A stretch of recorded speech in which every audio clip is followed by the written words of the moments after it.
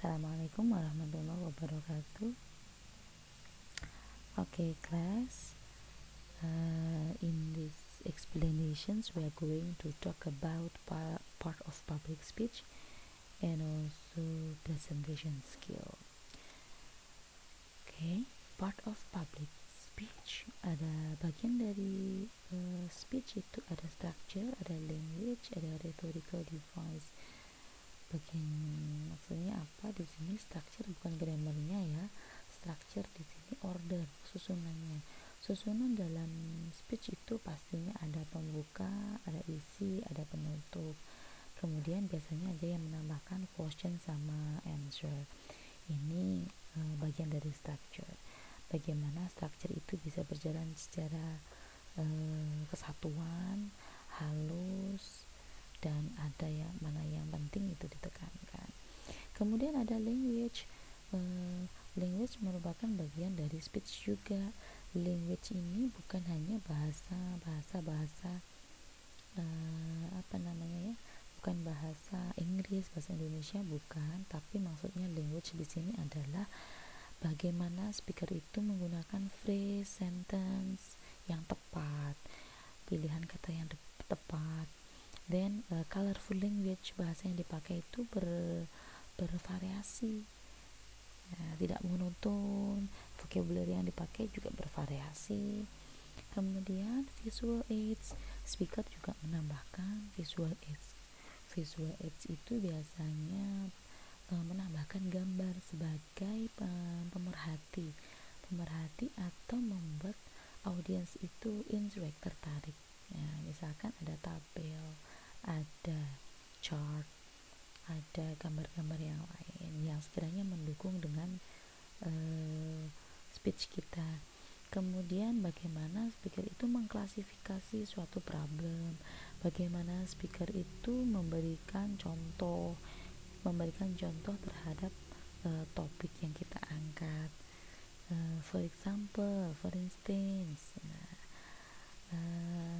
as I can give example based on this topic dan seterusnya. Kemudian rhetorical device, retorika atau bahasa retorika yang dipakai, pilihan bahasa yang dipakai. Mungkin bahasa yang dipakai sesuai dengan konteksnya ya.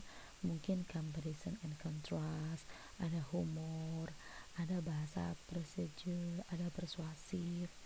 Oh, kalau comparison berarti when I would like to compare about this book and this book. Mungkin di situ kontennya tentang membandingkan buku satu dengan buku yang lain. Berarti comparison and contrast. In a contrary, secara kontrasnya seperti ini. Contohnya. Kemudian ada humor. Humor berarti ketika menyampaikan speech itu ada nuansa fun, happy, humor seperti itu. Dan procedure mungkin bisa jadi speaker itu menggunakan rhetorical device-nya procedure, berarti bahasa yang dipakai kontennya tentang prosedur. Kalau prosedur mungkin bisa menggunakan istilah first step, second step, or next, finally. Nah, itu bahasa yang dipakai untuk procedure. Kemudian persuasif berarti kontennya tentang persuasif, invite the audience to be persuaded, tertarik, terayu oleh konten, oleh speaker. Bahasa yang dipakai juga bahasa yang merayu audience. Next, about introduction. Di structure ada bagian introduction. Di introduction, what should the speaker do? The speaker can introduce himself, bisa memperkenalkan dirinya, memperkenalkan topiknya, memperkenalkan ini event apa sebenarnya. Itu kenapa? Supaya audiens tahu siapa sih kita, terus kita mau ngomong apa, dan ini sebenarnya kesempatan apa sih gitu. Kemudian greet the audience, menyapa audiens. Hello the audience, good morning, assalamualaikum, atau apa, itu greet the audience, supaya audiens ada ikatan batin dengan speaker, ada kedekatan. Kemudian attract the listeners, attract the audience, bagaimana membuat audiens atau listener itu tertarik pada speaker supaya mau mendengarkan. Then make the audience focus to the topics. Ini bagian dari attract the listeners ya.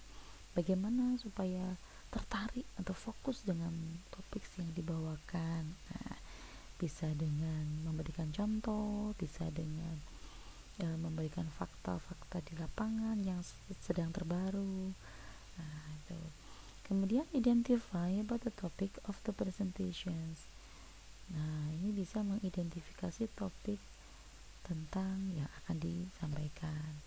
And it's probably mungkin juga give timing, memberikan waktu yang kemungkinan akan dipakai oleh presenter atau speakers, karena audiens bisa berjaga-jaga. Oh, ternyata dia cuma sebentar. Jadi sudah mindset, sudah menata waktu untuk mendengarkan. Tuh. Kemudian kalau konten sebagaimana di sini ya, kontennya main body-nya langsung disampaikan. Kemudian untuk closing, dalam closing jangan lupa speaker atau presenter itu menyampaikan sebagian di antara ini. Ada summary of topics, review of purpose, final takeaway message. Bisa menyampaikan rangkumannya, bisa menyampaikan purpose-nya, mengulang purpose-nya dari yang disampaikan, atau menyampaikan pesan-pesan dari apa yang disampaikan. Oke, selanjutnya ada presentation skills. Ternyata delivering speech itu butuh skill structure. Structure ini berarti bagaimana speaker itu menyusun introduction sampai conclusion, sampai closing itu bagaimana menghandle semuanya itu. Terus language, bahasa yang dipakai gimana, ada signpost phrases, ada frase-frase di mana di situ berhenti atau untuk menekankan maksud dari language yang dipakai. Kemudian body language, butuh body language juga dalam presentasi. Apa? Eye contact, mata, posture, ini posisi badan kita. Position, kalau position itu posisi tubuh kita juga. Posture ini berarti tegak, lurus menghadap audiens. Kemudian tangannya jangan sampai too much movement, ada banyak gerakan. Posisinya straight forward, keep your hand, tangannya dijaga supaya nggak kemana-mana. And about movement, jangan terlalu banyak gerakan, that's not good. Then how to deliver the speech, bagaimana cara menyampaikan speechnya itu. Delivery ini termasuk speed, kecepatan mengucapkan, pace, ketenangan, volume yang digunakan, and emphasis, penekanan. Mana kalimat yang perlu ditekankan, mana yang tidak perlu ditekankan. Volume biasa related to the high volume, suara yang tinggi, suara yang rendah, ini terkait dengan emphasis, sentences atau phrase. Kemudian visual aids, butuh juga visual aids.